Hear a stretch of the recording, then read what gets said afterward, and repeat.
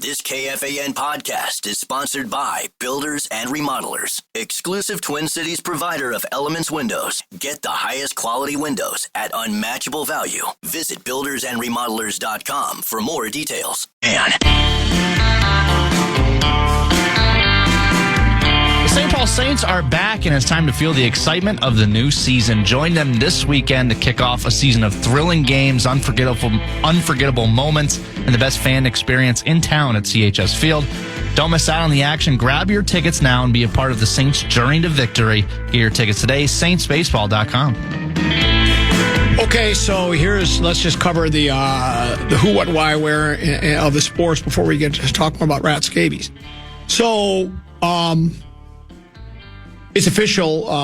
Niko Medved, former coach of Colorado State University, who just got ousted yesterday before in the field of 32, he has accepted the job and has been hired as the head coach for the Minnesota Golden Gopher men's basketball team. That was made official not long ago by the university. Medved was quoted saying he loved it in CSU and is sorry to see him leave, but he's big money, big prizes, always wanted to play here. Wolves play tonight. They take on... Okay, probably should have looked before. It's a really big game. It's a lot at stake for the Wolves. Who are they playing tonight? The Pacers. The Pacers. And is this the same club that we thought we could beat easily when they were missing 4 of their 5 starters and we just got destroyed by them? Is that the same club? Sure. I don't think so, but sure. Yeah. We can go with it. Yeah, it wasn't it? Wasn't Indiana the team we got drilled by? Well, they were missing 4 of their starters. And their 5th starter, who had moved from shooting guard to point guard, got 2 techs and got tossed, and we still lost to them. They play tonight. We talked about the Wild a little bit early. They're injury-riddled Wild. Mm-hmm.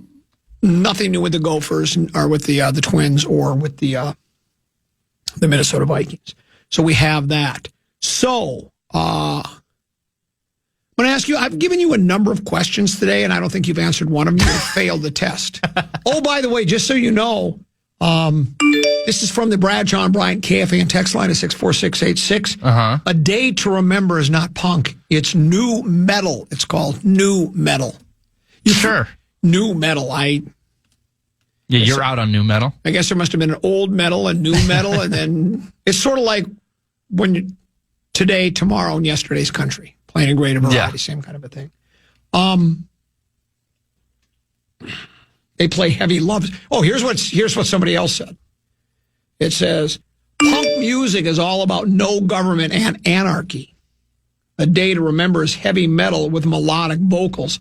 Basically, heavy love songs. Here's a question for you. Hopefully you're a Pantera fan. Brett Blakemore, are you? Not particularly. No. Particularly? Yeah, okay. It's not my speed. And the quarterback I was thinking about was Chris Chandler, not Chris Miller. Chris Chandler.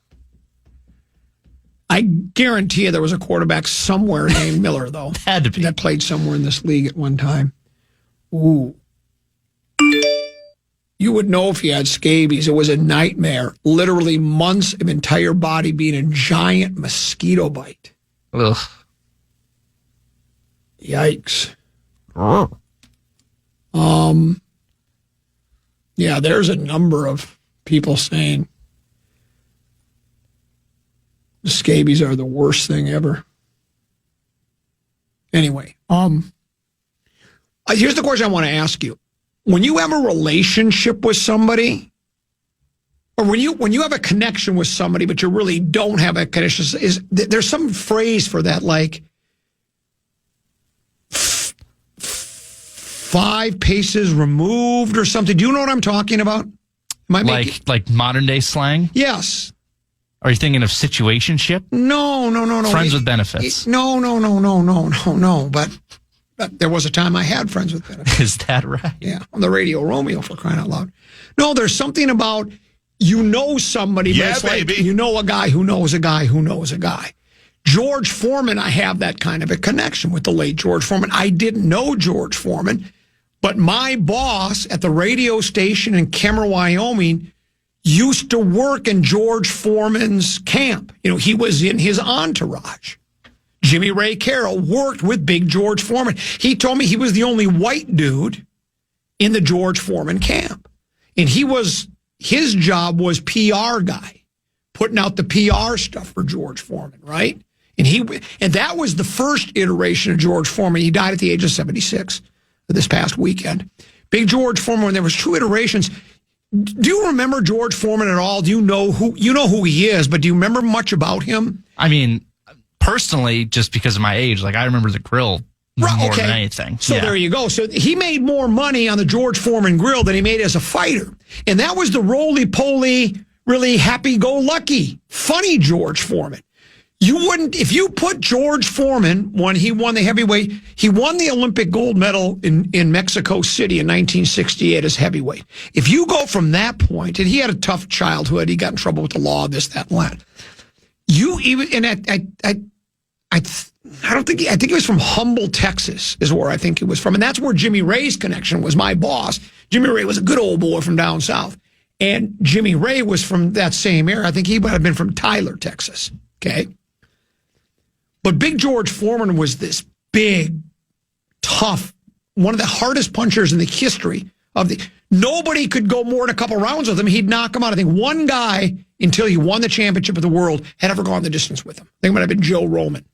I think went the distance with him. Otherwise, nobody would go the distance with Big George Foreman, knock everybody out. And he was just this glowering, mean, never smile, never have a nice thing to say about anybody. He retires at 28, comes back 10 years later at 38, and he's roly-poly, happy-go-lucky, I found Jesus, Big George Foreman.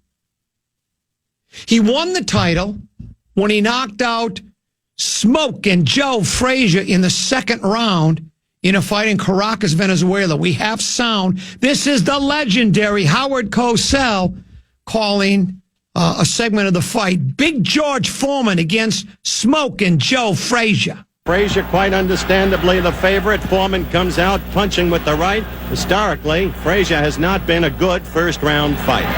Oh, Foreman connected. I think he hurt Joe Frazier. Down goes Frazier! Down goes Frazier! Down goes Frazier! The heavyweight champion is taking the mandatory 8 count, and Foreman is as poised as can be. Foreman is all over Joe Frazier. Frazier is down again, and he may be. No, he is rising. He doesn't know where he is. The mandatory 8 count. Now the round is about to end. Down again. No saving by the bell. Round 2.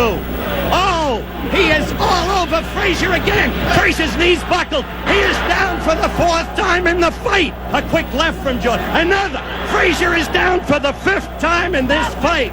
It's target practice for George Foreman. Frazier is ready to go again. Joe is standing. There he goes. The fight is stopped.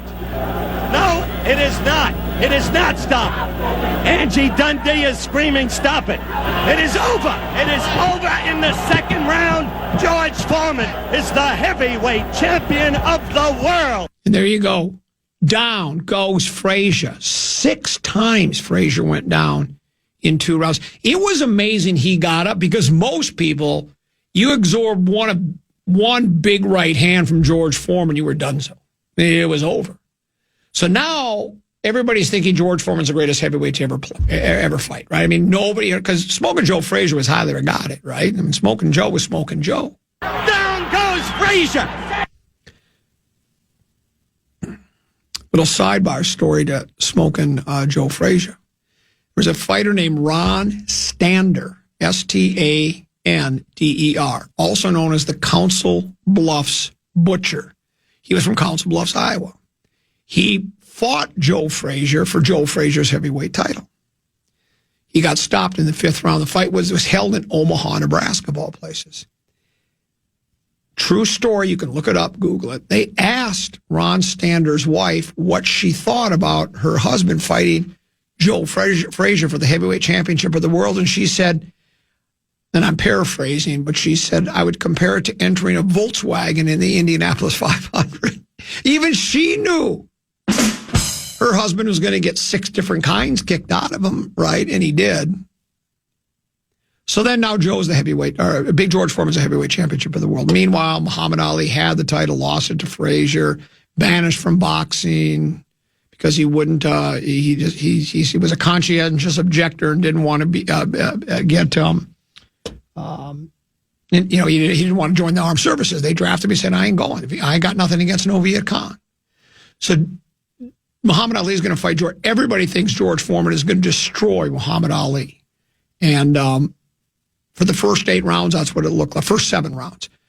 This is where Ali employed his rope-a-dope strategy, is what he called it. He roped-a-dope. He just sat back on the ropes, and George is trying to knock him out. He's throwing left after right after right, and he basically wears himself out. He's exhausted, and then suddenly, now you say this sound is kind of muddled.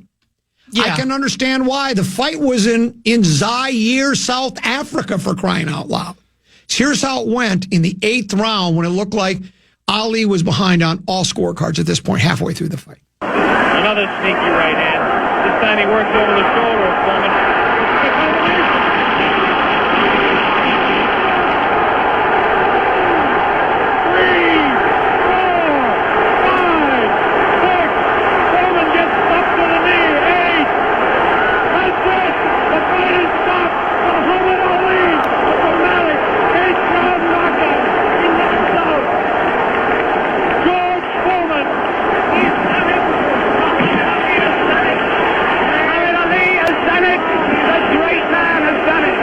The great man has done it. Muhammad Ali, no one saw it coming. Not even, I wasn't Nostradamus at the time. That was 1974, so I was 58, 68. Would have been a hell of a prediction. 70, it would have been 20. I was 16 years old when it happened. Were you not touched by the gift? Yes. Yeah. I became Nostradamus when I was bitten by a radioactive program director. Not the same as getting scabies. No. Matter of fact, it was actually a good thing for me. You still got the itch. So Big George fought a few more times. Then he met a fighter named Ricky Young in a 10-round non-title fight. And can you Google Foreman versus Ricky Young? I don't know if it was just a decision or did George get stopped in that fight too. Ricky Young was a pretty good heavyweight, but he wasn't, Ali, Frazier, Kenny Norton, any of those kind of guys. Quickly, he lost to Jimmy Young, 12-round unanimous decision. Yeah, okay, lost in a 12-round unanimous decision. In the locker room, he says he saw God. Jesus came into his life and suddenly became George Foreman, a preacher, became an ordained minister.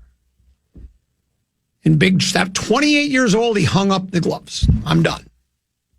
And he became a kindler, gentler, more gentle Big George Foreman. And by the way, he had like 8 kids, 5 of them.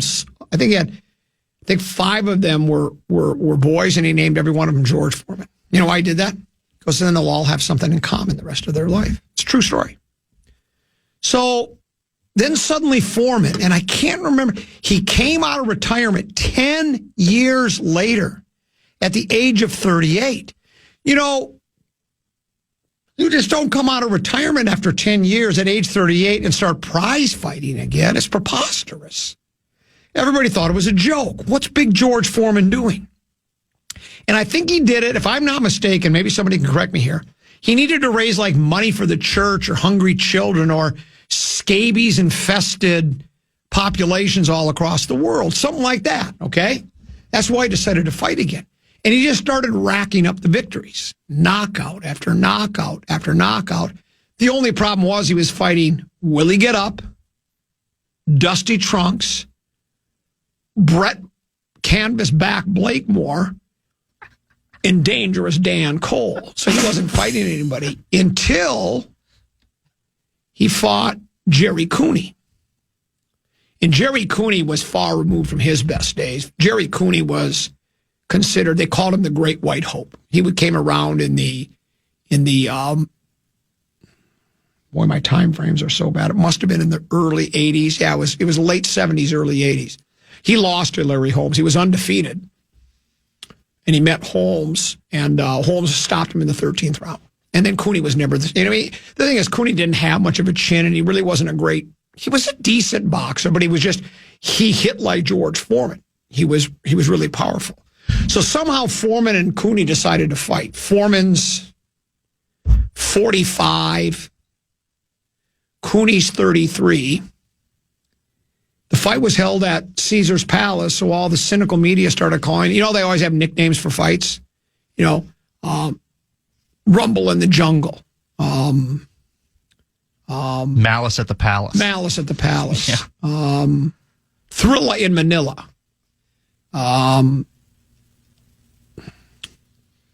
The Brawl in Montreal, Durant against Leonard. They called this one the Geezers at Caesars. How good is that? That's genius. The Geezers at Caesars is what they called it. And George Foreman destroyed Jerry Cooney. He knocked him out in the second round. So George is trying to get the heavyweight title back. He finally gets a title shot against somebody called Michael Moorer. Moorer. And I don't know if you're... I bet there's nobody that's familiar with Michael Moorer. You would have a better chance of having heard of rat scabies than Michael Moorer, right? And Michael Moorer won one of the belts. It was either the WBA, WBC, IBF, WBO, FBI, CIA, BBC, BB King, Doris Day, Max Busby, dig it. And George Foreman got to challenge at the age of 45, fight Michael Moorer for the heavyweight championship of the world, and this is how it ended. Well, another reason that the left hook is landing is Teddy said to Michael, move all the time to your right now and stay away from the right hand. So George had to adapt, and there he goes. He's walking into the left hook. George Foreman enjoying his best round of the fight here in round 10. There's a right hand. Down goes Moorer. He's flat on his back. He may not get up. Not maybe. He's not moving. Moorer could be about to lose the heavyweight title. I don't believe this. So Cortez pulls up the count. It is over. Holy cow. Foreman has pulled off the miracle that no one thought possible. George Foreman Moore's still down. Moorer cannot get up. He's still down. He doesn't know where he is. He's bleeding from the nose. He walked into a picture-perfect left-right combination. An unbelievable, a stunning finish. Listen to it, the crowd of a heavyweight championship fight that has left this MGM Grand crowd of nearly 15,000 in total disbelief. Now, if you were listening closely to the highlights of Foreman versus Frazier and Foreman versus Moorer, you'll notice the announcers noticed the same thing. In both cases, Frazier and Moorer didn't know where they were. They have no idea where they are. Who knows? I think they knew they were in a boxing ring, but they just knew that they were flat on their back staring up at the is it Klieg lights? Is that how you say it? Klieg. The Klieg lights. And George Foreman won the heavyweight championship. I watched that on television. It was the coolest thing ever. Think of how amazing that is when you're talking about, and if you're not into the fight game, it's probably not a big deal. You don't care. But to win the Olympic gold medal in 1968, what year was the Moorer? When did he win that title? Is it somewhere in there? So in 1968, Big George Foreman won the gold medal for the United States in the Olympic Games in Mexico City. Goes on to win the heavyweight championship of the world 5 years later, 1973, by stopping Smoking Joe Frazier in the second round, dropping him 6 times. Then he goes on to lose to Ali in 1974, a year later or so. Then he retires in whatever year it was when he was 28 years old, a couple of years later, and then comes back and he won the heavyweight championship when? 94. 64 to 94. Gold medal in 64. Heavyweight championship in 94. 30 years in the boxing business.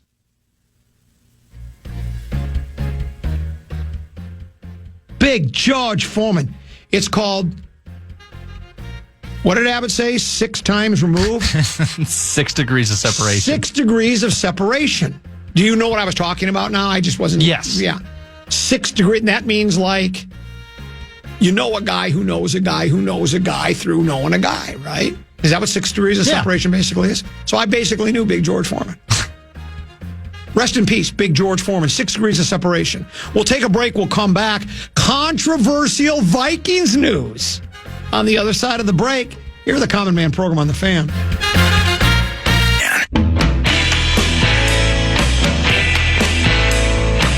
Wild Wednesday is sponsored by Jim Beam, the official bourbon of the Minnesota Wild, here all season long. Listen every Wednesday through March for a chance to win tickets.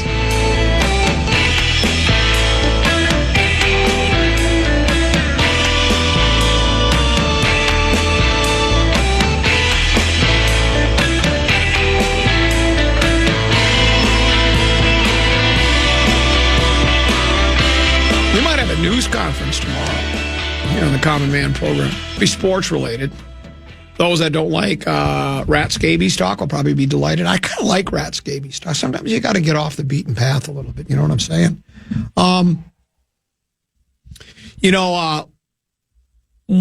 This won't be the last thing I say about my 4 or 5 running back idea, but, I remember I brought up that Tom Izzo says that's why Michigan State is doing the things they're doing right now, is because he talked to each and every player and said, are you happy sharing the basketball? Because we're going to play 10 guys. That's what we're going to do. And it's worked very well for them. Took 3 radio hosts and put them here on the Power Trip Morning Show, and how successful has that been? Each one of them could have done their own show, right? Where are their egos? Why did they all agree to that? How do you get 3 people that are all Hall of Fame bound, meets up Chris Hawkey and Corey Cove, they'll be in the Hall of Fame. They'll be in the Pavic someday. How could you agree to get those 3? Well, the egos are too big. Why would they want to do that? They only get to talk a third of the time. And then on top of that, they've added a couple 13, 14 contributors. Why would anybody want to do that? Well, because you want to be successful and you want to, all through the day, I me mine. You want to be part of something bigger than yourself. And that's what they've done in the Power Trip. They've all sacrificed airtime. Sacrificed for this radio station. Is it wrong? I don't think so. Every single day that goes by, I hit my knees at night and thank the Lord we have the Power Trip Morning Show on this radio station. Don't you? Oh. Don't you, Brett Blake? Of course. They're very successful. Where would we be without them? Who's to say? Speaking of the NCAA tournament, we did announce earlier that Nico Medved is now the head coach of the Minnesota Golden Gopher basketball team. Whether it works or not remains to be seen. I'm certainly not against the hire. He's been very successful at Colorado State. He's taken a college that was really going nowhere fast or going somewhere really slowly, and he comes back here. He's one of us the whole thing. But I want to say one more time, I do want to remind people that we had Tubby Smith at one time, and Tubby Smith won a national championship. So just because a guy has a nice track record and a real nice pedigree doesn't guarantee that, especially now in the day of nil. The day of nil has really changed this. I saw this note. For the first time in NCAA history, the Sweet 16 will be comprised of only 4 conferences. The fewest ever. And guess which ones? The 4 biggest. The ACC, the Big East, the Big Ten, and the SEC. Some great matchups. I'm not against, those teams advancing. But that has to be due to nil money, right? Because the bigger the program, in the Big East, the Big Ten, the SEC, and the ACC, my guess, other than the only place where the money doesn't flow is the University of Minnesota. Everywhere else, it just flows. It's like a fountain. It's like a gully washer on a spring rain down in Laredo, Texas. It's just money everywhere. And so the little engines that could, the McNeese had a nice little win. It's a cute little win. Cute little win. Drake had a cute little win. Yeah. There were a number of teams that had cute little wins, but not as many as we've seen in the past. Right now you look at your NCAA Sweet 16. Auburn, a 1 seed. Michigan, a 5 seed. Ole Miss, a 6 seed. Michigan State, the 2 seed. Florida, the 1st seed. Maryland, the 4th. Texas Tech, the 3rd.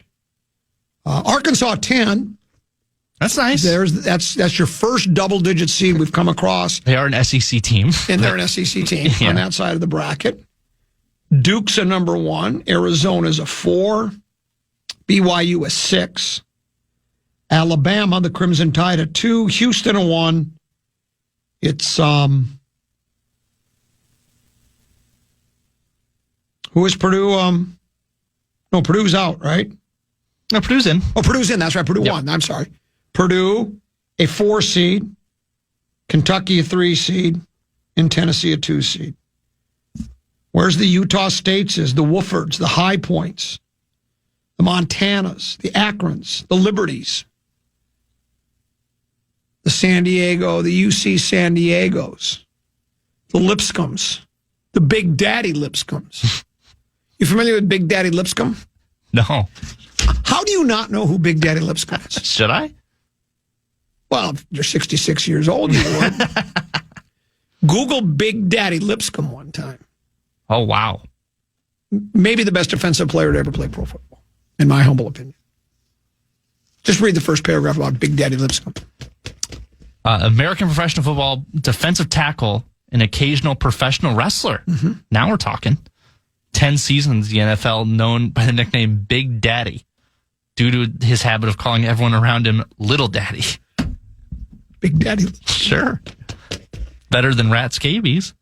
I don't know. Would you rather be known as Big Daddy Lipscomb or rat scabies? Sounds like me, you'd rather be Big Daddy. I'd rather be Big Daddy Lipscomb. See, and that's where the difference is. And mine wanting to be rat scabies is probably because I spent a lot of weekends on the corner of Haight and Ashbury, whole multicolored galaxy of uppers and downers and screamers and laughers. It kind of fits my bent and twisted sense of humor. Might have hung out with rat scabies. Oh, hell yeah, I would right now. Matter of fact, if Rat invited me over and offered me a beer, I'd probably start drinking again, just like I'd hang out with rat scabies. But so, did you quit? Yeah. Oh, I didn't tell you. Oh, yeah. I didn't know that. Cork in the bottle. That was it. Stop. I always loved Didn't that need one. to alter my mind to have a good time anymore. Because you know what? When I was drinking, I was much like Joe Frazier and Michael Moore. I had no idea where I was. Just a different way of getting there. Right? Those two aforementioned guys were getting hit by a left-right combination from Big Joe Frazier. Matter of fact, Joe Frazier got hit by a number of left-right combinations, not just one. It looks like sounds like 6 of them all together. Down goes Frazier! Down goes Frazier. We were both staring up at the lights, though, at the end of it. Well, well, mine was turn out the lights. The lights were turned out with me. Guess what they were. My favorite of Howard Cosell is still when he called the Randy Tex Cobb Howard Cosell or Larry Holmes fight. He was so disgusted by the mismatch. This is the last fight I'll ever cover again. This is an absolute disaster. It's an embarrassment to the sport of boxing, the so-called sport of boxing. He was bitter, and I don't blame him.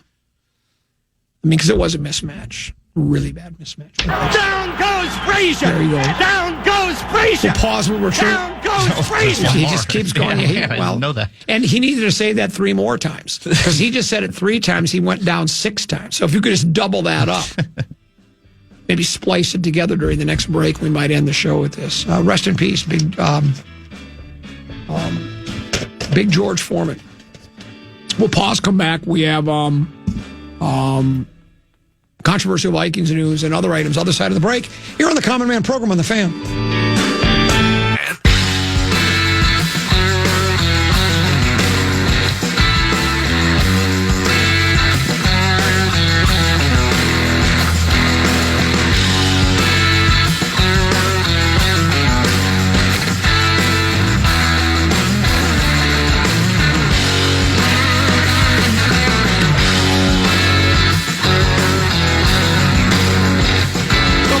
2:14 past here on the Common Man program. This is our final segment of the program today. I'm the Common Man, Dan Cole. He's Brett Blakemore. You're not in tomorrow, right? You've got other plans. Is that correct? I'm not in tomorrow. I think I will be the rest of the week, though. Maybe. I think Max is out tomorrow, so we don't even know who's going to be in that chair. So let's just start taking guesses. Meat sauce available? I'm going to go out. He would probably be. It's not going to be Chad Abbott. He's not going to do it. He's not going to return to that chair. That's he hates that more than anything. You used to have your job, the one you're doing right now. He used to run the board for a PA in Dubé. JG's too big now. When you're a producer of the Bumper to Bumper show, and you're on TV, and you're play-by-play for the Gophers and sideline reporter for the Gophers, and maybe more importantly, you are the you're a spokesperson for the Omaha Chamber of Commerce. You ain't coming in to work the Common Man program, right? Right? No. Hockey ain't going to do it. He's got his own show to run. They're exhausted by the time they get off the air. There's a lot of people that it could be. We'll just have to wait and see. Surprise producer tomorrow on the Common Man program. So, Twins start the regular season March 27th on the road against the St. Louis Cardinals, a franchise that has a rich tradition of baseball success, all the way from Stan Musial. They also had Stan Musial. Bob Gibbs. And I remember the Cardinals of the 60s. They won the World Series in 1964, beat the New York Yankees. They won the World Series in 1967. They beat the Boston Red Sox, led by ace starter Jim Lonborg. A lot of other Carl Yastrzemski, Hall of Famer, outfielder for the Red Sox, 7-game series, really good series. They lost the next year to the Detroit Tigers, my favorite baseball team at the time. And they've won a number of World Series championships, been a very successful franchise. Twins not so bad either with their 2 World Championships, albeit so long ago we can hardly remember. A lot of high hopes for the Twins. If you look at some of these, and not just the poll, the poll-led pocket protectors here in town are never going to surprise you. They're just not. They're always going to say Twins are going to win the division. They have an abundance of talent. Pitching staff is great. Bullpen looks good. They've invested their money well. Yeah, they've invested their money well. The offense looks like it's going to be really good, and I don't think many of the poll-ad pocket protection in the media have never not picked the Twins to win the division. But nationally, they've got a lot of steam as well. Though it does look like it might be one of those.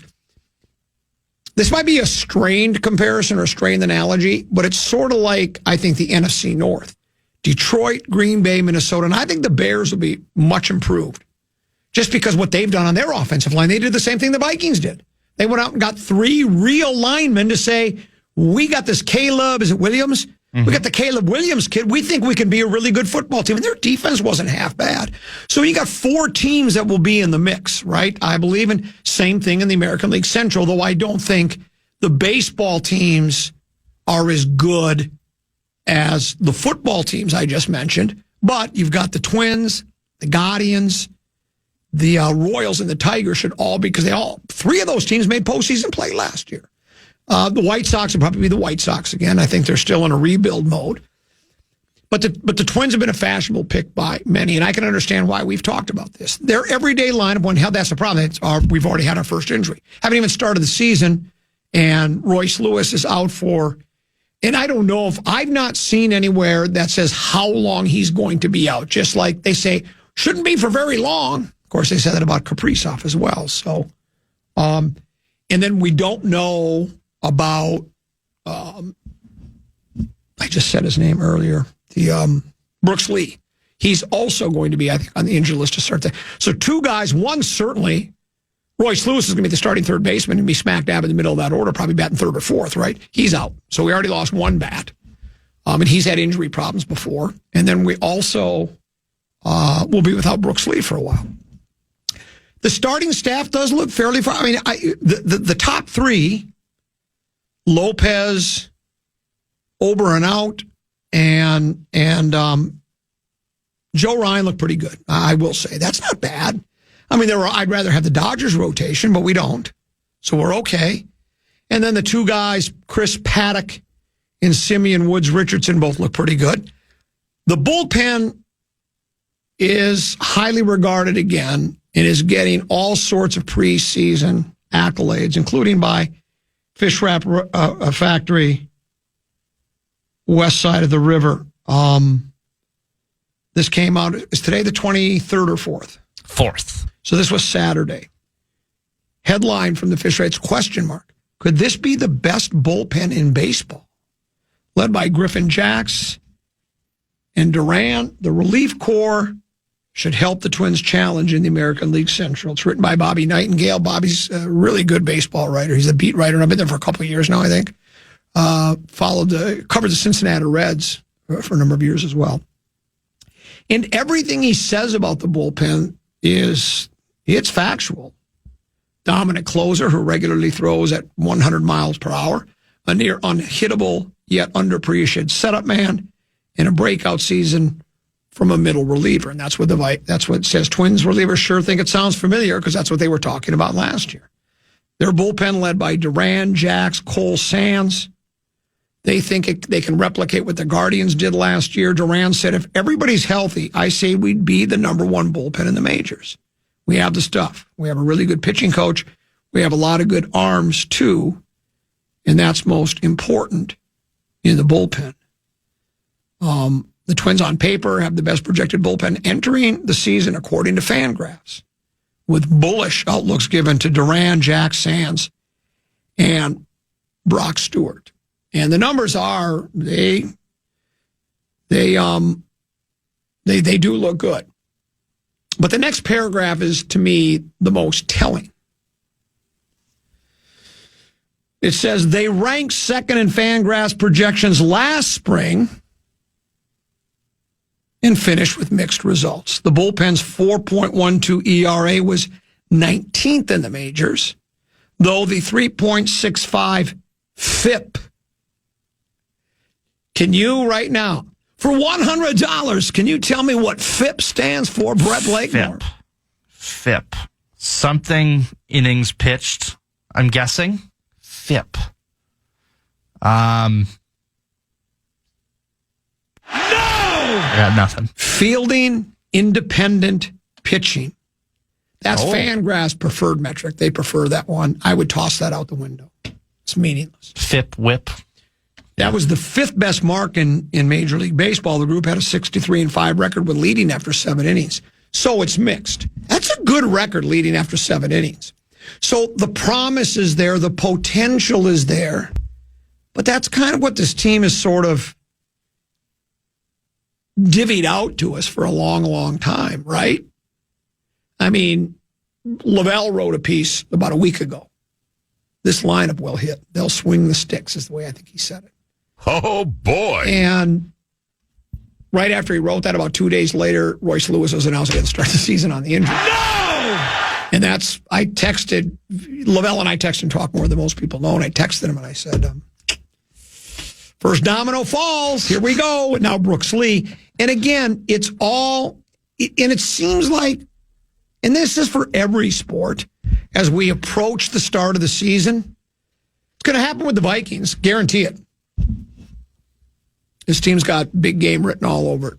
I mean, we've got the new offensive lineman, the new defensive lineman. We got the next generational quarterback. I don't see a loss on the schedule. Right. We have the best quarterback or the best wide receiver in pro football. We got the hitman's coming back for another year. We got everything going for us. And then left play. And then somewhere along the line, it's just going to go south, right? Same thing. You know what? This is going to be the year finally. Do you like parades, Brett Blakemore? Do you like parades? Maybe this will be the year the Twins, the bullpen lives up to the expectations start to finish, including ERA. And the everyday lineup, we do have players who were good last year, continue to get better and not take a step back. Maybe the Wolves, now that they're gelling and stacking, maybe now the season was just long enough for them. Had it been a 60-game season, we probably wouldn't wouldn't make any noise in the play. But now with an 82 game, maybe it's all starting to come together. Now you'll see that. It'll be Rat Road in town. The Wild, I don't know. There's there've been some really flowery things written about the Wild just because with all the injuries they've had to still be hanging on to a playoff spot's pretty good. And how about that Frost Club? And what is it, the Loons? Mm-hmm. Again, you'll get a lot of that. Sometimes I think writers don't really believe what they write. They just know that's what their audience wants to read. I think that's what it is. I'm starting to believe that. That's what they do. I always love that one. They want to open up that sports, your whole life just sports page, and they want to say, hey, this is going to be a good year for us. They're selling hope. It's called hopium, and it's very, very addictive. Quick phone call from Doug. Doug, you're on the Fan. Hey, thanks for having me on. Sure. You guys are doing a great job. I think so, too. Great job eulogizing. Well, I catch you guys when I get on the road 2-3 days a week, and I always enjoy it. Well, thank you. This is worthy to add to what you already did a tremendous job with. Well, thank you. George got a title fight with Holyfield and lost a close fight. I was there. Some thought it was close. All right. Well, that opened the doors for him. The title fight with Moore because he was not taken very serious. That's correct. As a heavyweight contender until he showed himself to be able to stay with the champ. Yes. And then this is the important thing, though. Okay. Holyfield lost his fight with Michael Moore. Lost the title to Michael Moore. Moore has 2 belts, not 1, 2. Then Foreman is a fighter and he sells seats. He's a great carnival. Yeah. Show. He's a showman. And what really makes fights is what will sell seats. Not who should fight who, but what will sell. Yes. And nothing would make money for Michael Moore. There's nobody really to fight that could draw the big gate. Other than Big George Foreman. That is correct. Yeah. That is correct. And so that teed George up. And, of course, his winsome way, his marketing personality blossomed from the Big Foreman grill and all that, but I really do believe this. I read all the books that have been written about him. I read his own biography. I watched not the Big Foreman movie that came out a couple years ago, but 2017 came out, the documentary on him. You watch that and you will thank me. It is a very well done documentary with George himself in it and unwinding this whole story. And they've done a great job, but I would just say, as a former 2-time St. Paul go ahead. I say, go George Foreman. Go Big George Foreman. Yes. Done. Yeah, but as a former boxing enthusiast and a 2-time St. Paul Golden Glove champ, I couldn't push enough to watch the Big Foreman movie, George Foreman. Doug, what's your last? Doug. Okay, what's your last name? Jackson. Doug Jackson. 2-time Upper Midwest Golden Glove champion. Congratulations. No. St. Paul Golden Glove champion. Well, St. Paul's good. I fought in the Upper Midwest. Yeah, but I did beat a couple of Upper Midwest champs and spent a lot of time in the ring with all the great Minnesota fighters of the 70s and 80s. What weight class did you fight at?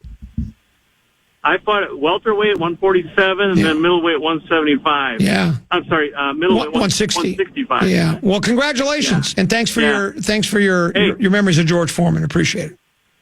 Thanks for the call. I went to when Foreman, I'd left that part out. I don't know how I did. The first time he tried to get the title back, he fought Holyfield in Atlantic City at the Trump Hotel, whatever it was. We went there, my brother and I and a couple of other guys. We flew into Atlanta. We thought Big George Foreman was going to win the heavyweight championship of the world. And we were convinced of it, and they lost a pretty lopsided decision. Did you get seats? Nah, nosebleeds. Way far away. Unless you knew who George Foreman, Evander Holyfield were, you wouldn't even have known that was them in the ring. You'd have said, it's 2 really big guys hitting each other. That's what you would have thought. But, so... Was it worth the experience, though, even though it was that far away? Sure. Just say you were there? Yeah. Well, that was what we wanted to be able to say, it was still fun, sure. And we wanted to be there so we could say we were there when Big George Foreman won the heavyweight championship of the world, which did not happen. Good night until we meet. Boy, time sure flies. Are we done already? We're done already. That's it. I had plenty more, by the way. Oh, I know. I got so much more you wouldn't even know. We're going to be set this week. I'm going to save it for tomorrow. I got plenty to get to tomorrow. We'll do that. Thanks for your help today. I appreciate it. Of course. And thanks for having me. Great job today. Yeah, I appreciate it. And you as well. That will do it for us. We'll be back. I'll be back tomorrow. I don't know who my producer is going to be yet. Maybe it'll be JG. Maybe I can coax him into coming in and sitting in with the Common Man for a few hours. I know he'd really enjoy that. Otherwise, stick around. Big Ticket and JG, they are next right here on the Fan. Down goes Frazier! Down goes Frazier! Down goes Frazier! Good night, folks. And good night, Mrs. Calabash. Wherever you are. I mean, it's like, hello. Listen back to any of Common Man's programs by podcasting on the iHeartRadio app or KFAN.com.